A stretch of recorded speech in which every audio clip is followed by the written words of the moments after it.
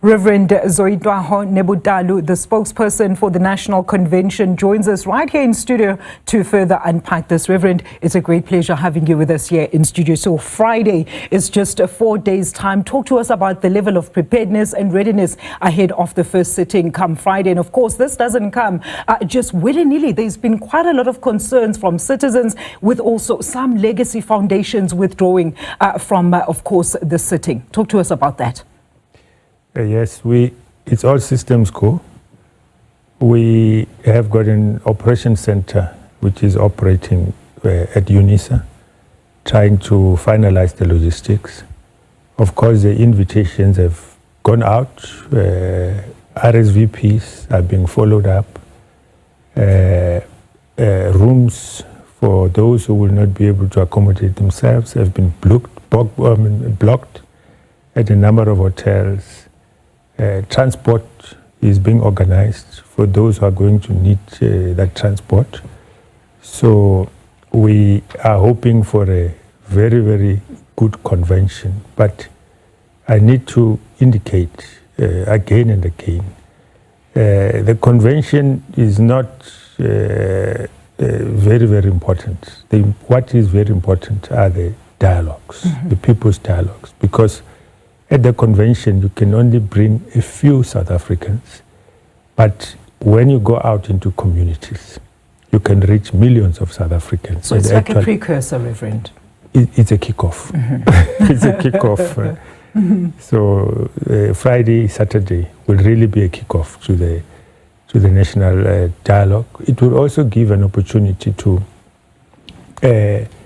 I can say that to the citizens, but represented by their various sectors, to constitute the steering committee that will oversee the whole dialogue process up to the second convention, which is scheduled to happen sometime next year. All right. Now, we understand you finalized the organizing committee. Talk to us about who actually is comprised within this committee, Reverend. Primarily, it's volunteers from civil society.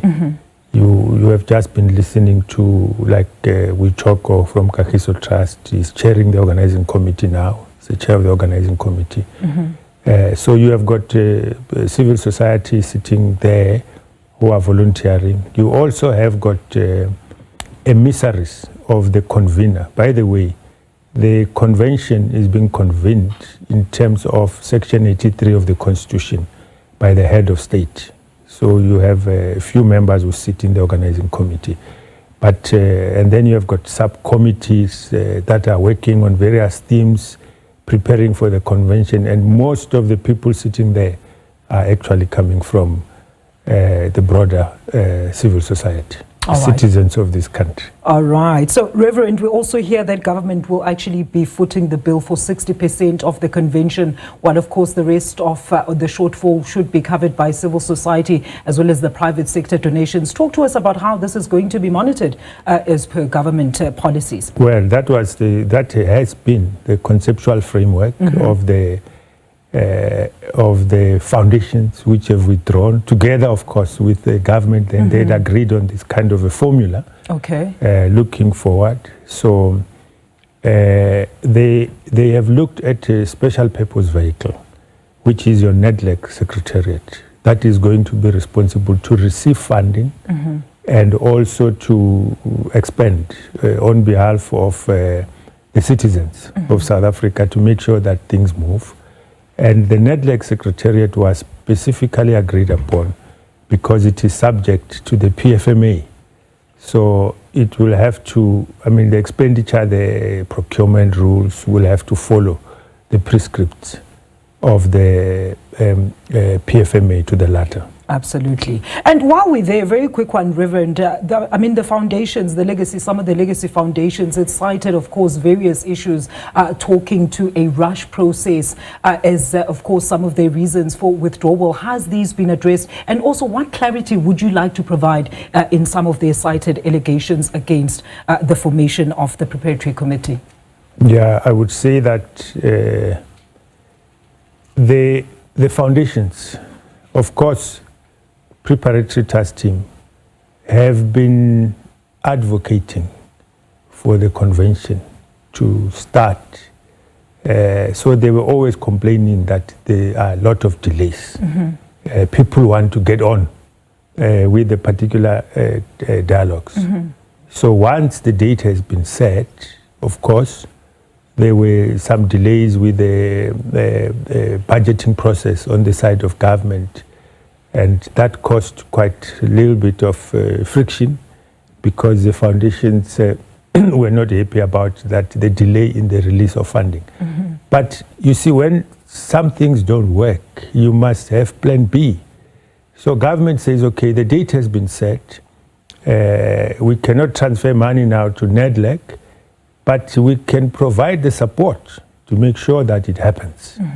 So government has been providing support, and not only government, but also other goodwill South Africans came to the party. UNISA, for instance, University of South Africa, came to the party to take off really the budget, one of the main big expenditure item, single item, which is the procurement of the venue. There were issues, and I always tell people But I mean, at the center, sorry, Reverend, to rush you there, because just in the interest of time, they also cited, of course, the issue of the fact that they feel that it's not going to be inclusive. That, of course, this preparatory team is actually diversing from its core principles, which is people first. In fact, the foundations, together, of course, with others, under the preparatory trust team, are the ones who have outlined who has to be at the first convention. The invitations were issued and signed by them. So they went out, signed by them. What we're now doing is to just follow up on RSVPs. So if it has been an exclusive process, you must ask the foundations, because they were part of an agreement as to, we need to get every citizen. You can't get 60 million people gathering at UNISA. So South Africans were invited according to the sectors. And all the sectors were really covered. There was even a buffer that was agreed upon to say that if another sector could have been left out, you know, to err is human. You could easily leave out some other important sectors. And this then is you must leave out a buffer so that you can invite them later on. So it's a very inclusive process. It's really citizen-led.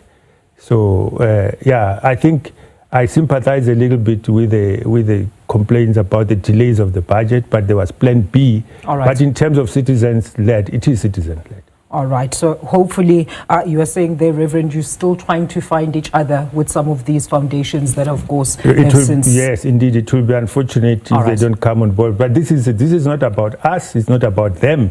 It's about the people of South Africa. Reverend, unfortunately, we're out of time. I would have liked to have more time, but unfortunately, we have to leave it there. Thank you so much. I suppose the details of course, Friday's sitting, they can find it on the Government Gazette?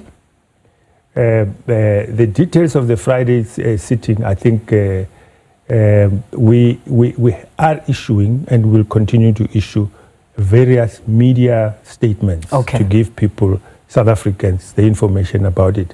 And I do need to emphasize that not 60 million South Africans are going to come in there. All right, so Reverend, hopefully you members of the media will assist to make sure that you send that convention of a few people out to as many people as possible. Reverend, unfortunately, I've already gone way over with this interview. Thank you so much for your time and that clarity. Stay there, Reverend. That is Reverend Zwoitwaho Nevhutalu there. He's the spokesperson for the National Convention, here in studio with us ahead, of course, of the first sitting on Friday of the National Convention, ahead of that national dialogue that is to follow.